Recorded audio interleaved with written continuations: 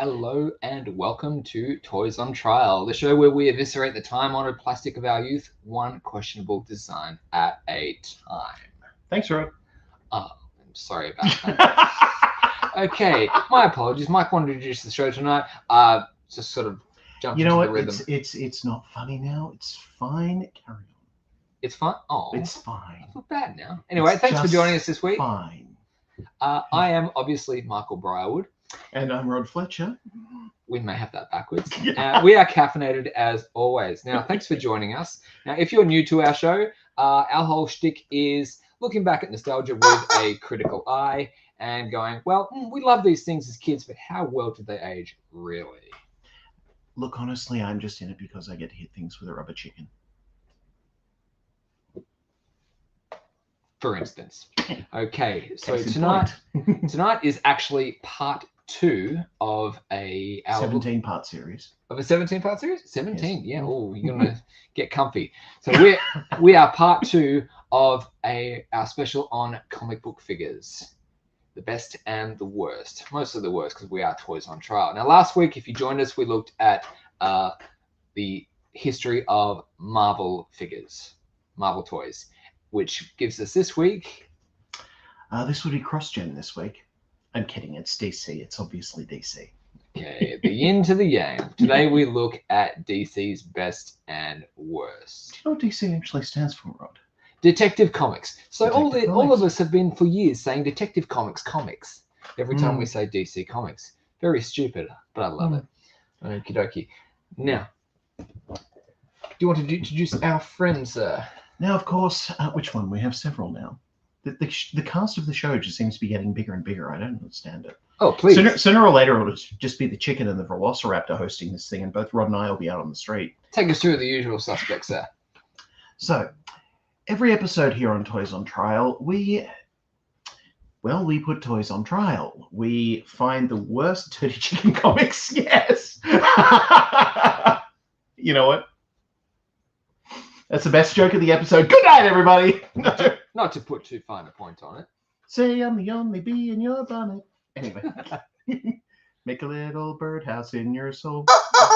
So I can't help but notice you have a chicken there. Tell us about said chicken. Well, this is Bonk. Bonk is our judge, jury, executioner, and gavel. Not Simon LeBonc. Not Simon LeBonc. Indeed, Simon LeBonc. We've just learned that his full name is Simon LeBonc. That's one for Aaron, I believe. Yes, former pop star. That's one for Aaron. Hello, Aaron, if you're watching. Hello, Aaron. If you're watching, hello. Yes. But yes, every season here on Toys on Trial, we pick the worst of the worst. The absolute most ordinary toy we can find. And what does that toy get, Rod? That toy gets what we call the golden Rammy. I thought I was just going to say that toy gets completely metaphorically pooped on, which was appropriate considering our last winner. Indeed, yes. Oh, those of you, if you joined us last season, the grand prize winner of the coveted golden Rammy was in fact the Flush-O-Matic toilet torture trap playset from Playmates Teenage Mutant Ninja Turtles line. I believe that came out around 1989. Thereabouts, the second yes. wave. Yes, they sold and we bought a toilet that you would put ooze in the top and it would cake your figures in, which was subject to much abuse. And bearing in mind, this was only about 3-4 years after the He-Man and the Masters of the Universe slime bit. That's right. Same basic principle. It's just one was this big spooky gothic castle thing with a dinosaur skull on the top, and now it's a toilet. Yes. Proof that Williams away any old muck. Indeed. Very, as toilet humor goes, quite on the nose. But, the 80s was quite the time for... Careful with that joke, it's an antique. Oh, a bit like us. Oh! So, yes, slime was a big mainstay of the 80s toys, was it not? Yes, it was, but that's not what we're here to talk about this week. Would you like to start off with our Exhibit A? That's right. What is Exhibit A? Exhibit A is basically something we picked up during the week that is really cool. It could be something that's related to this week's theme. It could be something that's not. It could be just completely, I don't know, if I bought a new car, that might be. Yeah, that counts. We'll have trouble bringing it in for show. Fortunately, Well, none of us bought any cars. considering it wouldn't be the first car to come into this store. We're gonna need some context there, mate. Go for it. Well, it was just after the last lockdown, wasn't it? I believe so. Yeah, just after the last lockdown. Some idiot drove. We're here at Aaron's Collectibles, by the way. Finest collectible store in Melbourne, except no imitations. Main Street, Blackburn. Main Street, Blackburn. Car drove through the front window. It has now been replaced, so can we not do that again, please? Yes. That stuff's expensive. Yes. But anyway, Rod, this is not a car showroom. No. The only cars in here transform into robots. Mm-hmm. Or some Hot Wheels, you know? Yeah, Hot Wheels. Yeah. Anyway, would you like to kick off Exhibit A? Okay, Exhibit A, this week's show and tell. Perhaps you've got your own Exhibit A. Please let us know in the comments if you're a toy collector. Hopefully, otherwise, why would you be watching? But if you picked up anything during the week, we would love to hear about it. Please don't hesitate to comment, and we'll give you a quick shout out. But without further ado, I'll show you my submissions for the week. Now, these come from my esteemed colleague here, Mike. In his travels, he was able to procure me from the latest wave of Masters of the Universe Origins, He-Man and Skeletor. Now, I'll just hold those up to the camera. Now, those of you who are very, very savvy will know that these are the 2002 likenesses, aka 2000X, where He-Man had a brief revival in sort of like a manga-esque type style. Yeah. Really, really good, sadly short-lived. Phenomenal cartoon if you can put up with all the people like doing jumps and backflips into battle. You know, He-Man and the Masters of Acrobatics. Indeed. A lot of jumping around, but the figures were great, and the cartoon overall was great. Sadly short-lived, but now with this retro line called Masters of the Universe Origins, they've decided to merge the two. So here we are on a classic 80s card with the 2002 likeness in the vintage scale. That's kind of a lot to keep track on. My brain's doing circles. But let me just, they're really, really cool. And a couple more for the collection. So my Exhibit A this week, I'm a bit of a tabletop role player. Started playing Dungeons and Dragons at about 19. Now there is a theory that every game of Dungeons and Dragons you play delays the loss of your virginity by 7 years. Have you heard that, Rod? 7 years? That seems a bit much. Certainly not the case now. That 80s and 90s, yeah, maybe, but I don't know. I've seen Stranger Things, so.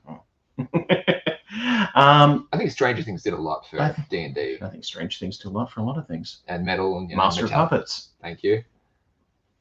Anyway, but yes, I managed to pick up this delightful Call of Cthulhu starter set. That is gorgeous. It is pretty. Includes dice, includes rule books, includes character sheets, player handouts. All you need to get a game of Call of Cthulhu coming in. It's starting to sound a bit like a toy commercial. Yeah, pick it up and off you go. Yeah. Take that to a party and it has everything you need. That is gorgeous. Those kids are 14. I honestly think the writers forget that. That is true. Yeah. I'll tell you, I've got a little, you've actually just reminded me of something. I've got a little confession to make, guys. You still a virgin? Yes, I am still a virgin. But that's not important right now. The real confession is, a lot of my friends were into D&D and role-playing when I was in high school in the 90s. And It's true. I think I actually laughed with some of those people. Yes, we actually mixed in similar circles. A lot of them played Star Wars. West End Games had a great Star Wars RPG as well. Yeah. Yeah. That was that thing that I don't think you know this here. I'm telling you this as well for the first time. That was that thing where I would go around when they were all playing a campaign or whatnot, but I never actually played myself. Not until I had my first game of D&D, I reckon about 3 or 4 years ago. Had a great time. But as a teenager, I thought I was too dumb for it. Seriously? Yeah. Whether I was either too dumb or, I couldn't concentrate or visualize, this and that, like stunted imagination. I don't think so, but I don't know. Something was going on. For some reason, just some sort of insecurity. Yeah, something like that. How's your math? It's okay. My arithmetic's fine, but I thought you were going to ask me how something else was. No, we've moved past that. Right. So basically, the imagination aspect of it. Everyone's like painting this extremely exciting fantasy world, and you're just sitting there going, "I hit it with my axe." Yeah. Like I felt like I was, ill-equipped. Like I would have to come into something with a lot of prior knowledge. I'll give you an example. It's like how I didn't become a Doctor Who fan until I was in my early 30s because I was just so daunted. I knew it was such a lofty franchise and that it had, decades and decades of lore. And I was like, I don't want to get into this because I probably have to know a whole lot. But, someone said just start from 2005. And that was a great jumping on point for me, and since caught up and became a big fan. Well, that's why the Ultimate Marvel line of comics began, was a new jumping on point for newer readers, so you wouldn't have to read several thousand years of continuity. Yes, I love that they do that every now and then. And also tying it back into the subject of this week's episode, it's why the Crisis on Infinite Earths happened. Crisis on Infinite Earths. That sounds to me a bit like a DC property. It is, but. Okay, DC, to give you, because this is Toys on Trial, not Comics on Trial, to give you a bit of an idea, DC, of course, kicked off with Superman in 1939.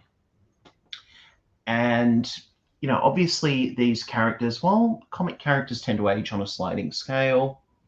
Robin, for instance. Robin kicked around in 1941 or so. 1940, actually, Robin debuted. That early? That early. I thought it actually came a little later. And he aged about 5 years in that intervening period.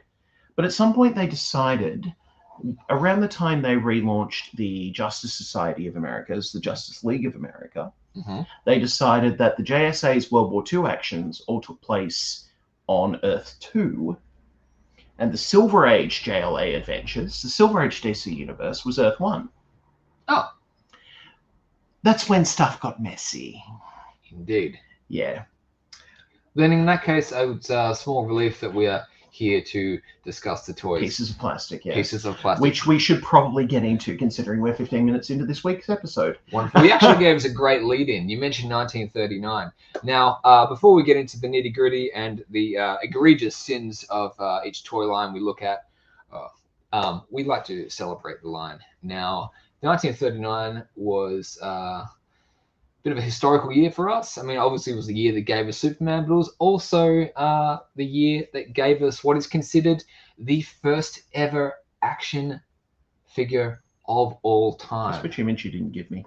I'm sorry? Guess which image you didn't give me? I didn't give you that? Oh, I should have given you that. Oh, okay. This is how you know we're live, guys. This is how you know we're live. All right, look, keep going on, I'll Google.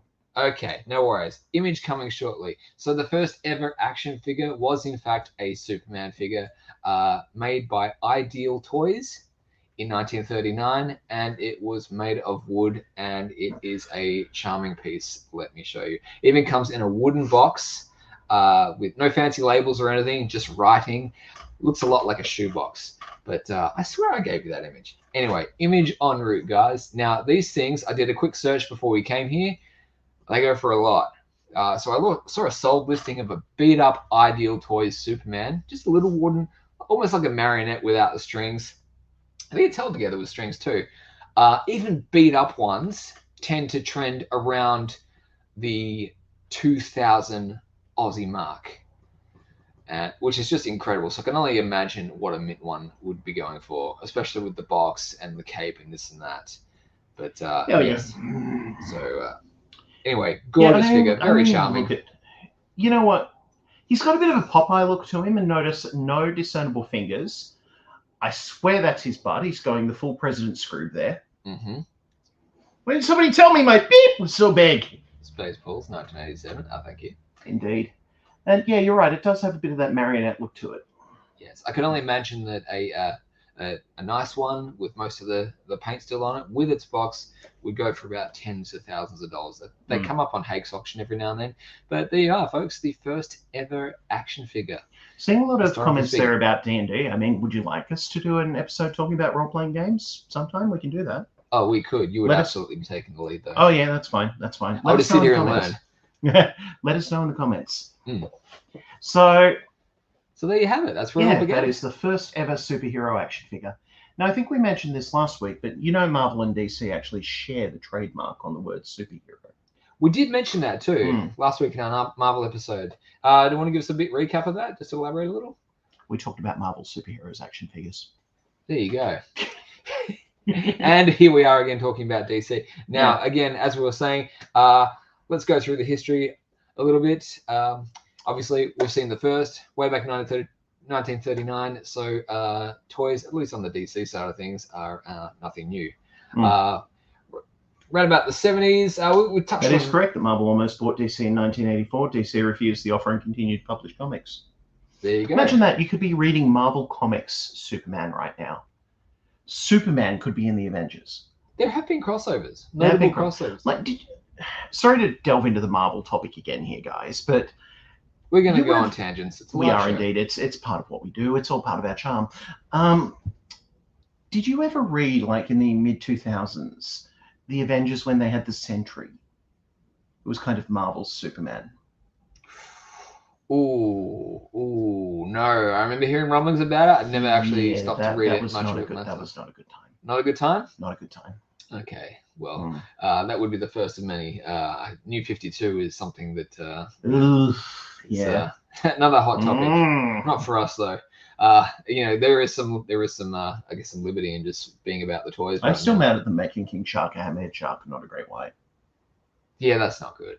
Toys on Trial Fact, King Shark is one of my favorite characters. Yes, and so making him a hammerhead shark. Bird. I'm sorry, that's just a bridge too far. I reckon honorary bonk for that, even though not a toy, just a very poor. You know what? The New 52 in general, you don't even get a bonk New 52. Screw you. Yeah, we're just gonna beat you up in the parking lot. But by the 70s, we touched on Mego figures a little bit last week because there was some crossover. And we do have a reproduction of Mego Superman here. Now, those of you who may remember the Mego figures from the 1970s, this is a fairly faithful modern version of it. So, cloth cape, accessories, clothes, this and that. They're kind of Looks like he's wearing gumboots. Yep, 8-9-inch scale. This is just an updated version of Superman. Now, the reason Mego came up last week is because there was some crossover, wasn't there? There was indeed. Between some Marvel characters and DC. Yes, well, this was an example of a toy line that had both Marvel and DC characters, which was a common thing in the 70s. You had your Mego Pocket superheroes, which were about 3 inches tall. You had your Mego World's Greatest superheroes, these guys. Now, what's interesting here is the S shield on Superman's chest. There is a tampograph, which is a means of basically printing an image directly onto, like a T-shirt transfer, onto an action figure on a plastic or on a cloth. Now, the Mego figures, the original Mego figures, these were all stickers. Yes. Yes. This will probably age a little bit better. Yeah, you know what? That's actually pretty cool, though. That is very cool. But one thing, I'm not sure if that's the case with these guys. And that's got a Mattel stamp on it, which is interesting. Oh. I'm not sure if this is the case with these guys, but the Mego figures were originally held together with rubber bands. Yes. The fact that any of them have survived this long is remarkable. Oh, yes. Anyway, so we've been a little bit dry this episode, I think, particularly me. So shall we call something to the stand? Okay. Defendant 1. Defendant 1. The people call the Penguin from Kenner Toys, ladies and gentlemen. Actually, no, not that one.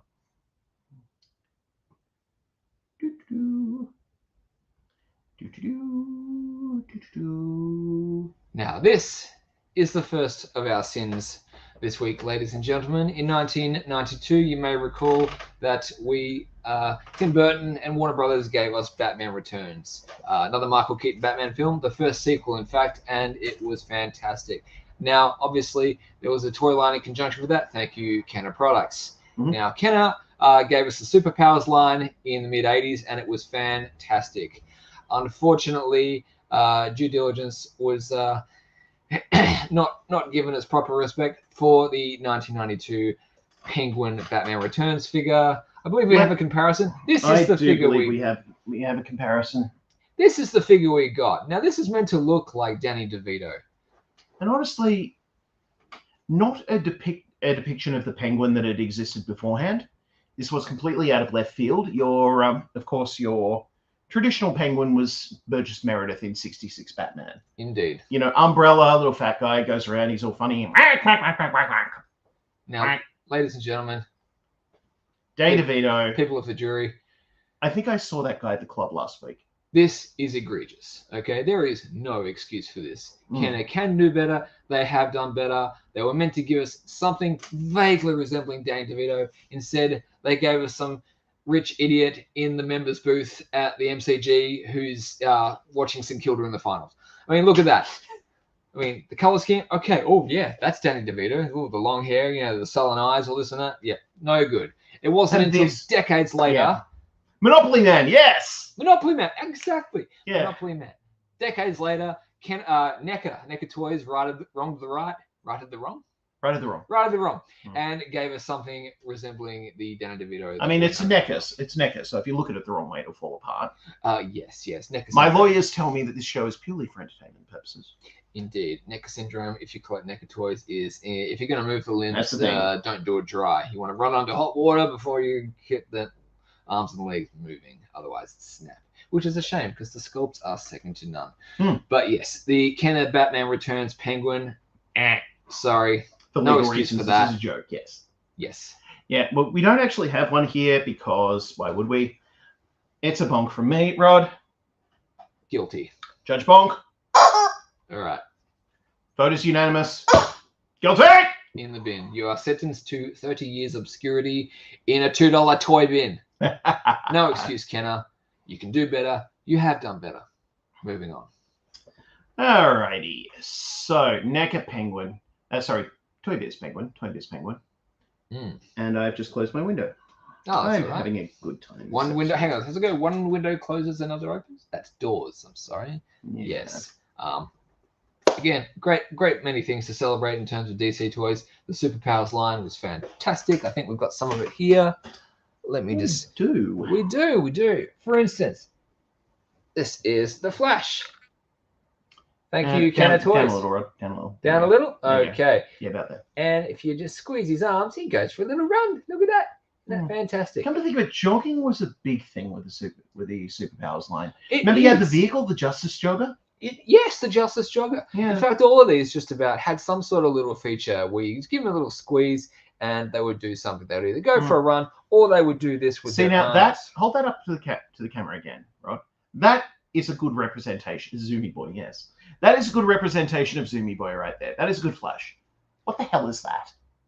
That, my friend, is a muscle chart that you see on the wall of high schools, but someone has painted Flash decals He on. looks serious, doesn't he? I don't know if you see the face sculpt there, but he's going Bit sinewy. bit sinewy. Yeah. Well, I mean, here's can you imagine being Barry Allen going? Oh, actually, this was Wally West, wasn't it?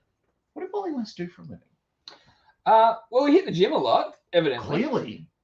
Probably too much. Yeah, probably got into some substance. Okay, but, well, for argument's sake, let's say this is Barry Allen, right? Police forensic scientist. Can you imagine walking into a police forensic science lab looking this jacked? It raises some questions, folks. It can't be denied. What were they thinking in the 90s, honestly? All right, so moving on. Have we got the Lexor 7 there, Rob? Let's We do. Again, in keeping with our superpowers discussion, what have we got here? I'll hand this to you since you actually have some. I think you had this as a kid, didn't you? No, I did not. The only superpowers items I had as a kid, I had a Joker with the hollow mallet that you just bonk figures on the head. I had Robin, which probably explains the entire premise of this show, to be honest. I had Robin and I had Green Lantern. Green Lantern was a cool figure, though. He had a little power battery and lug around and ended up being repainted into the Riddler, which is a whole other story. How's this for a slap? Had no superpowers as a kid. Had one vehicle. What was the vehicle? It was Superman's little spaceship, about the size of that. Oh, good lord! Which at the time I could see no logic for. I was like, he can fly. What's all this about? It wasn't until I was an adult. Not only could he fly, he could fly in space. Exactly. It wasn't until I was an adult that I learned that this ship was kryptonite protected. Okay, well that makes sense. Yeah. Otherwise, seriously. Must be a lot of kryptonite out there. So yeah, there we go. Lex Luthor has captured the Flash. Paranoid Superman. Styrofoam muscles for intimidation purposes only. Like those French fries in your mouth, Mark? You know what? I'm pretty intimidated. Anyway, so yes, this is the Lexor 7. So you can see Lex Luthor in there in his iconic, I believe Jack Kirby designed. I'm just picturing the number plate Battle right suit. now. Lexor 7. Yeah, let's get him out. I was saying to Rod earlier before we started filming tonight that the amount of 1980s toys that just laid down in their vehicles because they didn't have the proper articulation to sit in a Not a flattering Like selfie this. angle either. no. And I mean, how's he supposed to operate this thing? It's like, has he got a heads-up display here? It's ridiculous. Also, lying in the ship like that, you'd hate to have a dash cam, right? Because it would look like every 55-year-old's Facebook profile picture where they take the photo down here and it's just like 8 shins. So like my profile picture.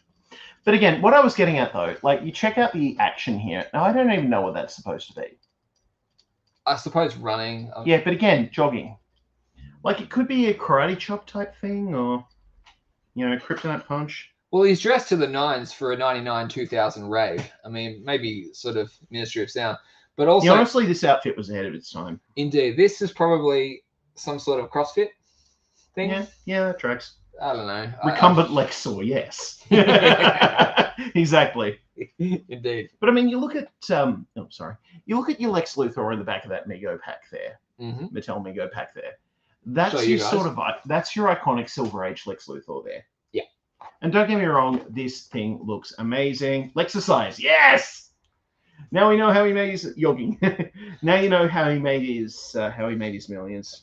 You know, this was pretty boss. Just a couple of years later, BTAS, Batman the Animated Series. Now that was a time. Again, Kenner gave us toys for what is considered one of the most beloved cartoons of all time. Seriously, if you've never seen an episode of Batman the Animated Series, get on it. If right you've seen now. us and not Batman the Animated Series, what the hell are you doing?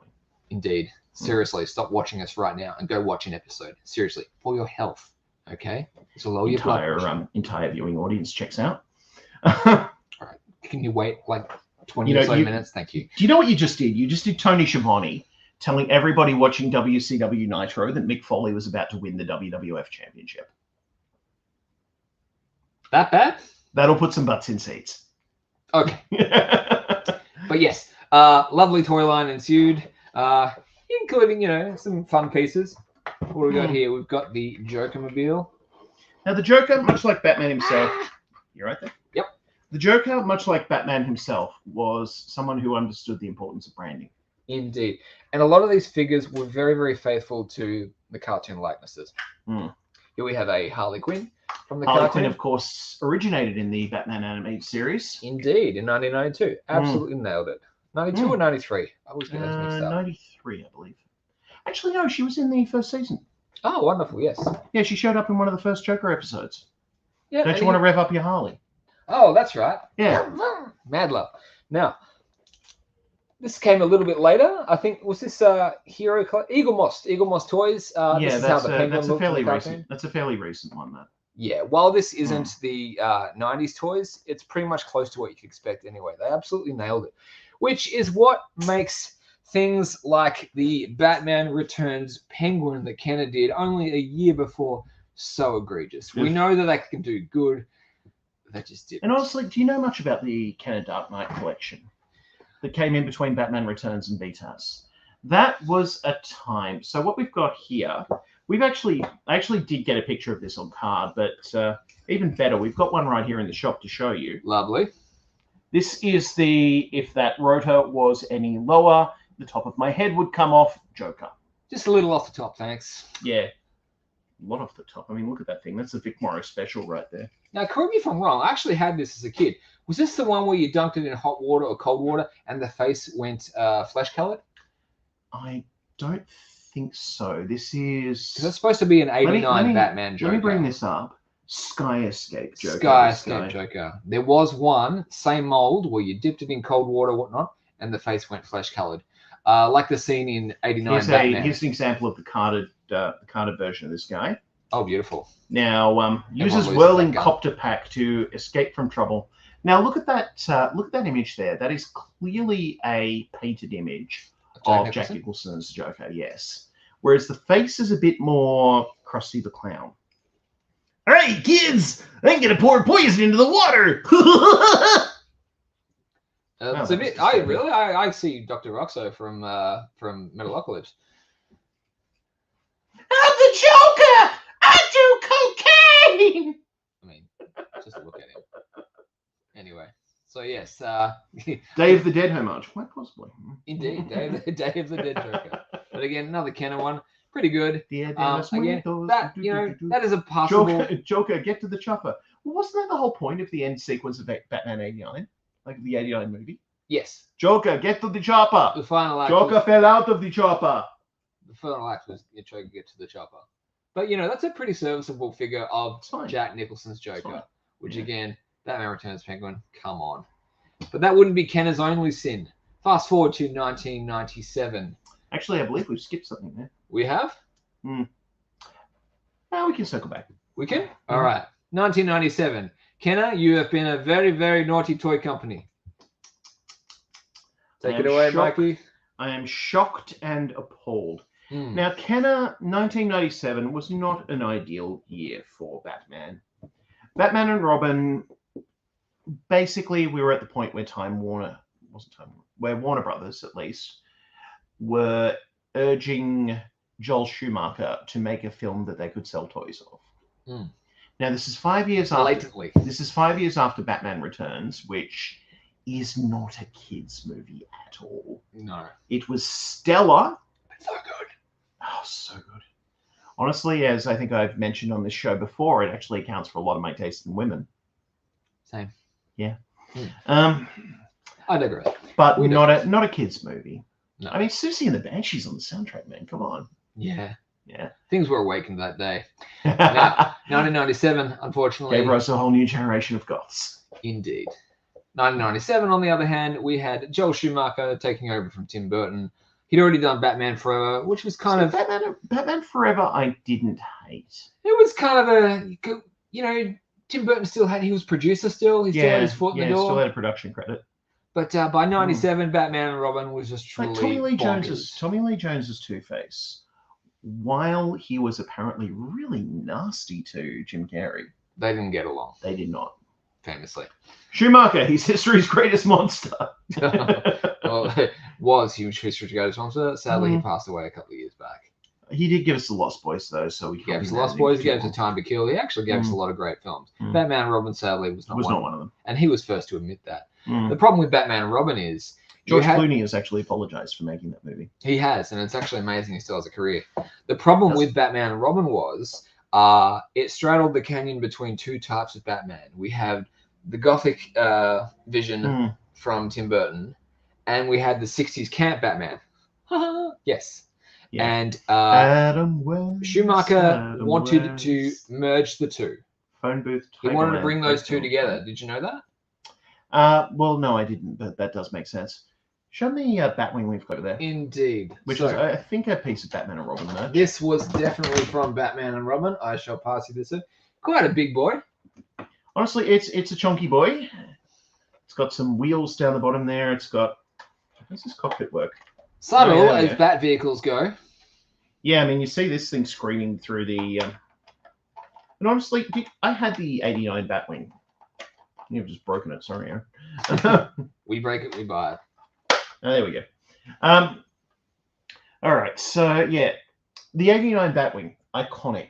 Yes. And actually shaped like the bat symbol. Love it. To the point where they did the whole flying up on the moon, making the bat symbol, and then down it went. Gratuitous shot, but I don't know anyone who doesn't like it. Keaton Batman had a flair for the theatric. I mean, you can't be Batman and not have a flair for the dramatic. It's just not possible. What the hell is this? Honestly. It's ridiculous. A, it is silly, but B, I can't go into much more detail than that, and here's why. That actually appeared in the film. In the final act of Batman and Robin, where the entire city is covered in ice. That is in the movie. On the way to the final fight. So, yeah. You know, as ridiculous as this is, it's actually fairly accurate to what we saw. There is a certain person we know who stopped collecting Batman collecting because of Batman and Robin. Check out batmanandme.com. Oh, yeah. Yes. Yes. Awkward. We know this person. We adore this person. And we are right. We're there with you, brother. But what is it? Indeed. But this exactly not. Also, bat nipples, ladies and gentlemen. This Bat was nipples. actually not the sin that we are going to address today. There you We go. are addressing, thank you, the abomination that was supposedly Uma Thurman's Poison Ivy from Now, to be honest, 1997. Uma Thurman as Poison Ivy was probably the best thing about that film. Indeed. Like, she was over the top, she was camp, she was chewing the scenery, but God, she did it well. But the figure we got. Oof. Yeah, you want to show them what you're... We actually have Dressing one room? right here. There she is, folks. And honestly, that is some epic light piping. Yes. Like, I can't be mad at the light piping on that figure. Light piping was a big thing in the 1990s.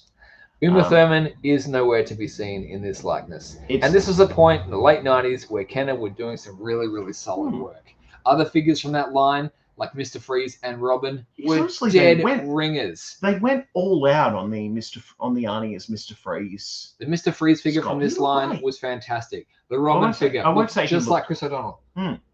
This, I mean, the Clooney figure looked just like Clooney. just take a look at the screen, folks. Yeah. Yeah. Here it is. There it is. Closer Let's, shot of it. Yeah, let's close in there. She is all neck. I mean, that is a different figure, but like, there's no real neck to speak of. Shoulders going up. Did she not offer her likeness rights to the figure? Possibly not. Could be a factor.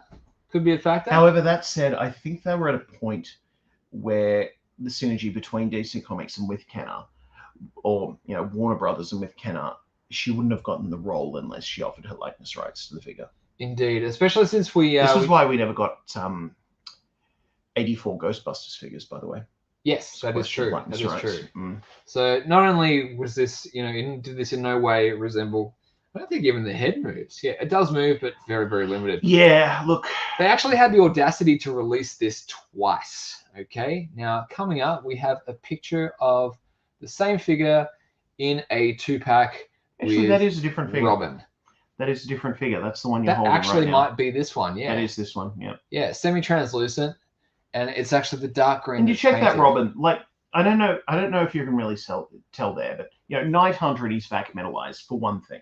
Yes. A single beam of light hits him, and everyone around him is blind. So how does that get into Night Hunter territory? The likeness rights thing is a good point, but that Mm. doesn't necessarily account for the makeup and the costumes. That could have at least been employed into the figure, Yeah. into a feminine figure. Now, we know that they could have done better than this because Kenner also did this. There was a doll range. I believe we have an image of this. There was a I believe 2-pack. we do. Yep, that's the one. The 2-pack doll with Batman. Hmm. Yes, even that was better than this. Also Kenner, by the way. Now, notice a couple of interesting things there. That is a cloth costume on Ivy, I believe. Mm-hmm. Looks good. Looks Yes. solid. Yeah. But yes, this particular Ivy figure, notorious, unfortunately. We've been joking about this since 1997. Almost as bad as the film it is from. So I don't know about you, Mike, but to me, it is a failure. Bonk from me. What say you, Judge Bonk? Simon LeBonk presiding. Yeah. Take him out of here. I mean, I'm not sure. Her. At least bonk the damn thing. You're out. I mean, who That felt pretty good. you can say they never wanted to bonk Uma Thurman?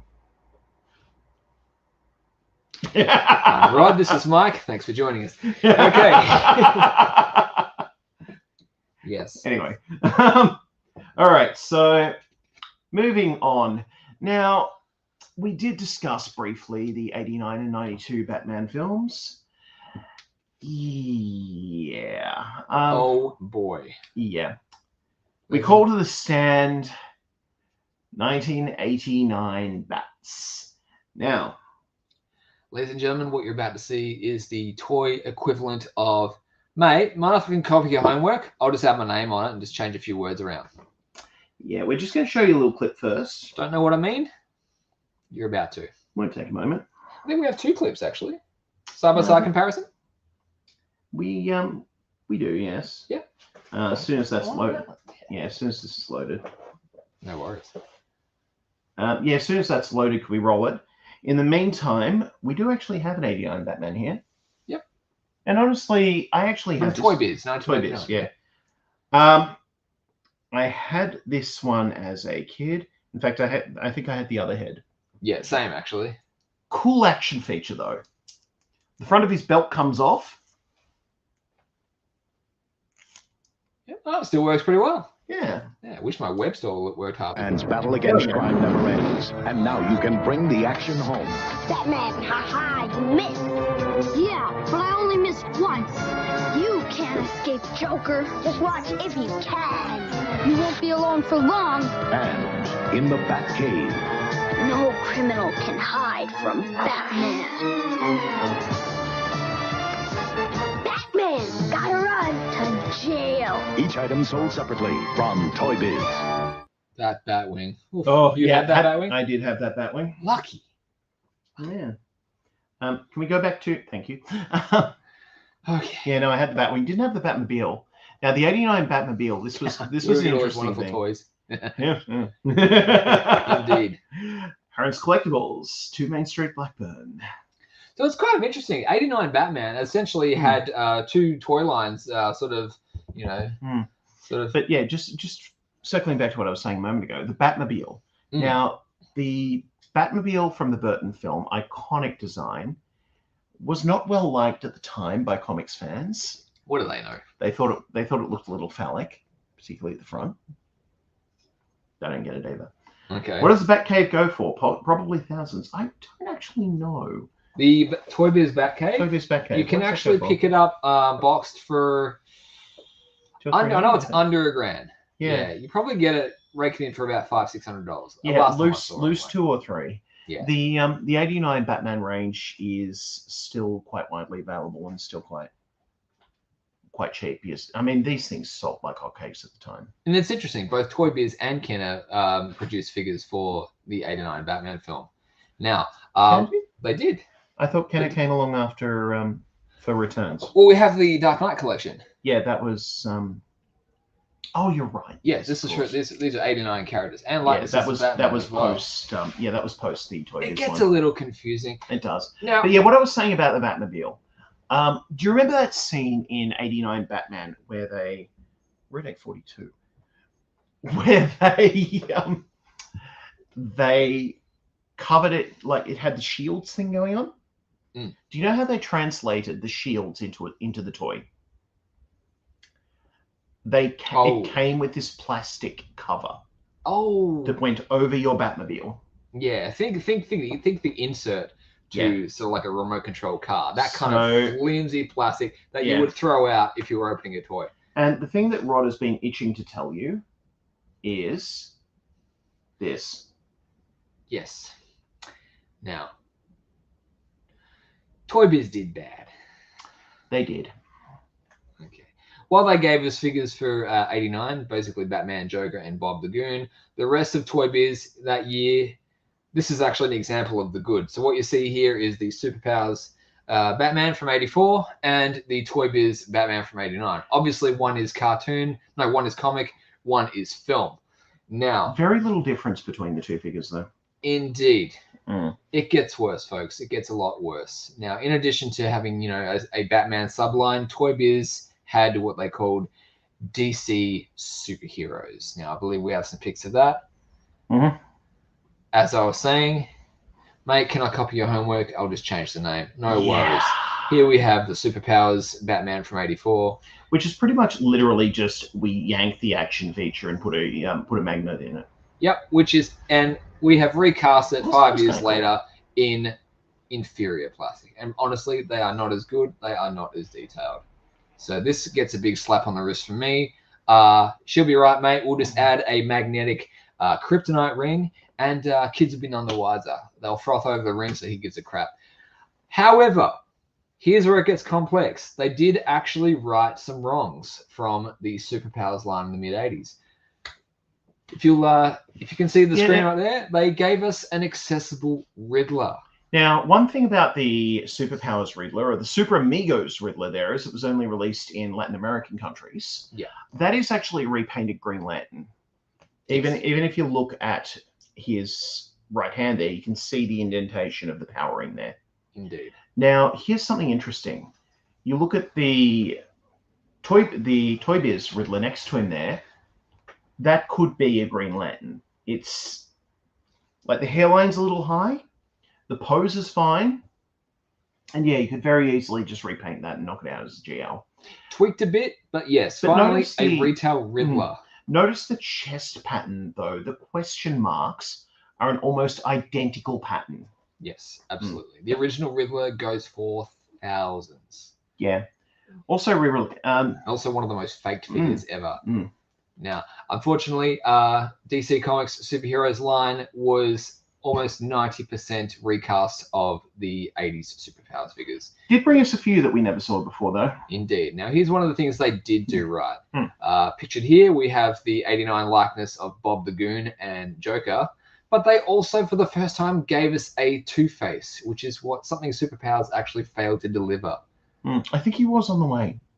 Yes. From memory, he was supposed to be like with Catwoman and Man-Bat in that mythical 4th or 5th wave that never actually made it out. Never came to be. But this figure of Two-Face, for the time, was actually pretty good. So between their Two-Face and Riddler, With they the exception actually of the did- little wind-up thing in his armpit there. Indeed. That's a coin in his hand. He has a coin tossing action. Yeah, no, I understand it. It's just, hello, I'm Two-Face, and I've had someone stab this white thing into me. You think he doesn't have enough problems. Yes. You think they don't have enough problems. Okay, so, yeah. I think we'd better move on, because we've got a lot to get through, and We not do. very long to do it. Now, with rare exceptions like Riddler and Two-Face, Toy Biz, unfortunately, big smack on the wrist. They took In fact, they took every figure from the first wave of Guilty. Superpowers and re-released them in cheaper plastic now, and not as detailed. we are going to just very quickly gloss over our next topic, because we're running rapidly low on time. Now, what There's I like... just so much to talk about. There really is. There is so much meat on the bone here. Now, what I'm going to do is show you a few figures in person here of the 1990s DC superheroes. Now, this, for starters, we mentioned this earlier, this is a Total Justice Flash. Now, notice how ripped he is and the ridiculous pose. We discussed last week about how a lot of these figures were pre-posed. Yes. You had one pose that they look great in, and a lot that they... And, like, look at this. That's not an action figure. That's an eccentric statue. There really is. I mean, what's he doing here? Is like he's expressing his aspiration that his coffee is cold? Which is honestly the problem with a lot of the McFarlane figures. Late 90s, you had these extraordinarily sculpted figures, which had movable limbs, but you were still limited to... Why bother? You were still limited to one or two poses tops. So Total Justice had a lot of clip-on armor parts that, for figures like Green Lantern and things like that, made sense, because that was kind of Green Lantern's whole shtick. This is where we really jumped the shark, kids. Yeah. So, moving on rapidly, we have the Legends of Batman, which was an Elseworlds line. Elseworlds was big with DC in the 90s. Yeah. And, we had, say, the Silver Knight Batman there. Now, let's see if you can see that without getting completely blinded. So there's a lot of vac metal going on here. And honestly, he's kind of cool. I can't hate this. It's over the Greek pose, yeah. Yes, perfectly. I can't hate this. Yeah? Like, check that out. Like, this came out, what, mid-90s, was it? 94, 95? 94, yep. Yeah. Perfectly PG figure, as long as when you use the action feature, you are holding the sword. I wouldn't have nothing there, but I digress. This came out at a time where even Hasbro were no longer vac metalizing their Transformers. So to see something like this in the mid to late 90s, it's actually pretty decent. Now, following on from... Also in the Legends of Batman conceptually... line, also in the Legends of Batman line, we had a two-pack of figures. We are lucky enough to have both of them here with us today. We have Egyptian Batman...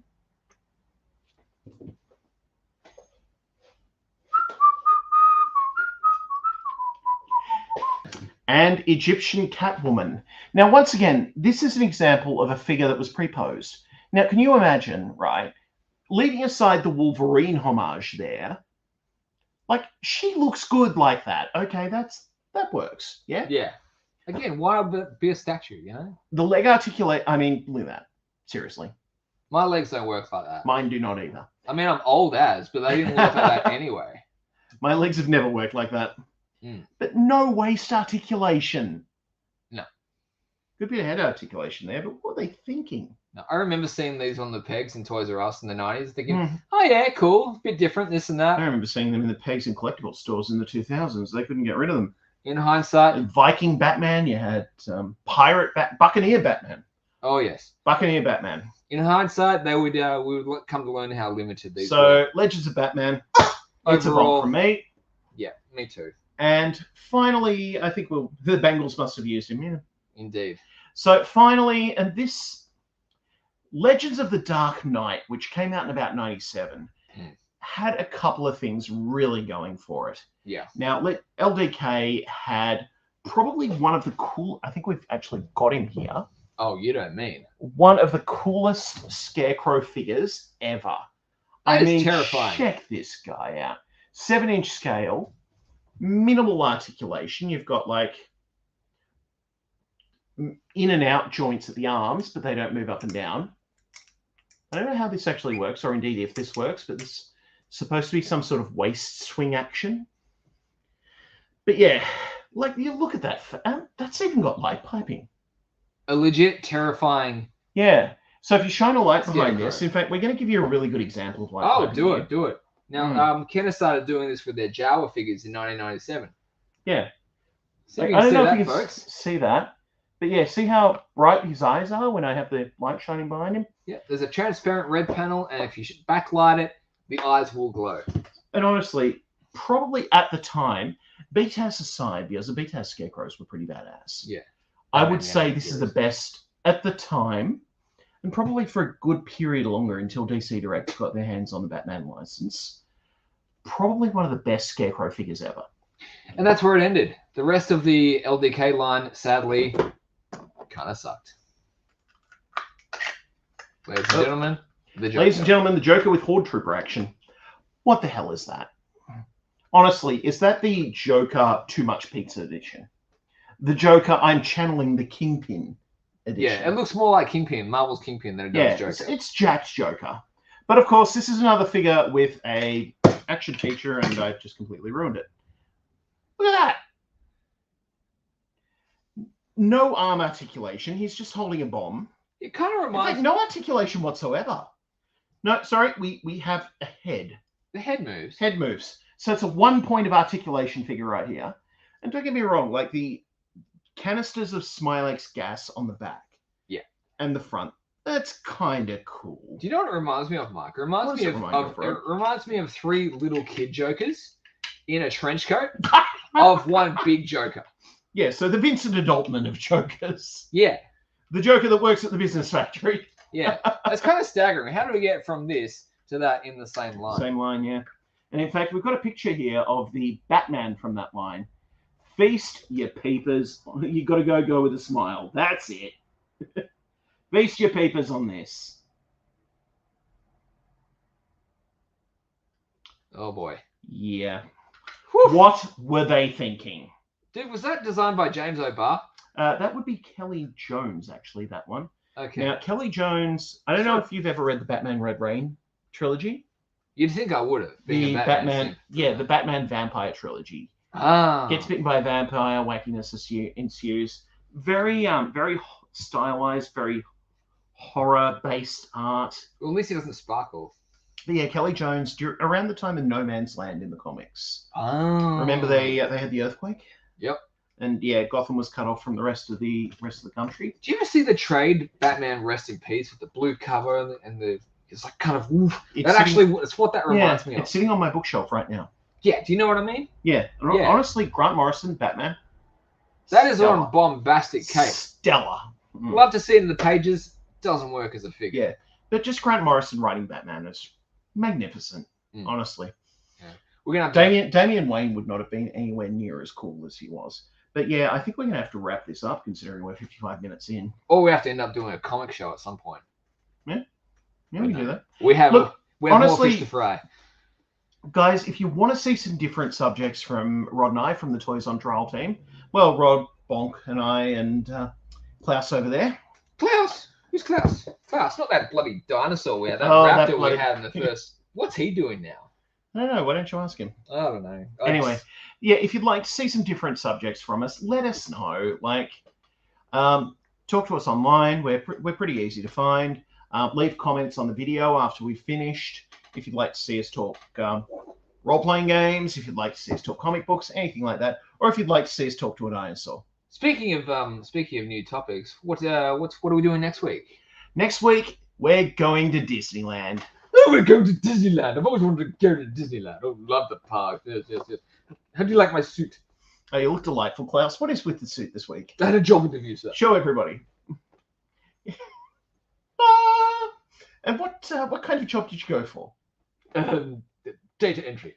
You don't have any arms. I get what I can, you know. It's a job market. It's a thing. I need money. Yes, apparently dino snacks don't grow on trees. No, they really don't. They run around. Love to see you all again. Bye now. Cheerio.